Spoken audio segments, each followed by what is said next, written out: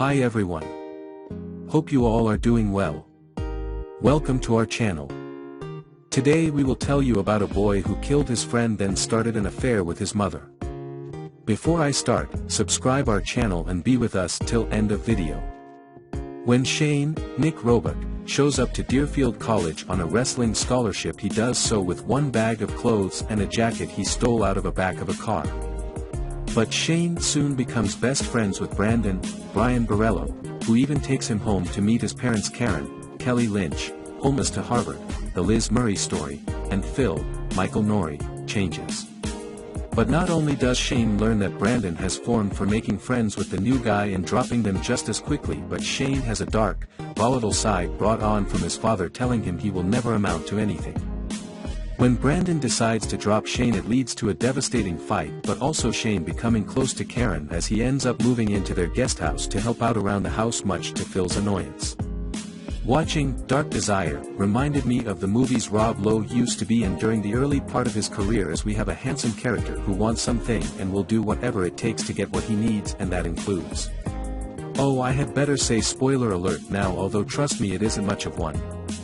Sleeping with his friend's mother, who he overhears moaning to a friend about her poor love life. But Dark Desire has an interesting angle, because if this had been made back in the 80s, it would be all about the money and power, the main character trying to climb the social ladder to wealth by means fair or foul. But the modern version wants to be more soulful, and instead what the character of Shane desires is the connection to Karen, which he hasn't had with anyone, especially his father, who treated him badly and made him feel small.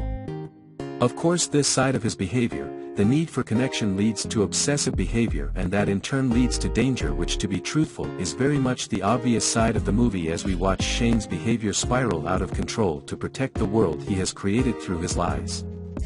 Now here's the sticky side of things. As for this sort of movie, Nick Roebuck plays the part of being a split personality psycho quite nicely, whilst Kelly Lynch is attractive as Karen, which makes it believable that Shane would make a play for her.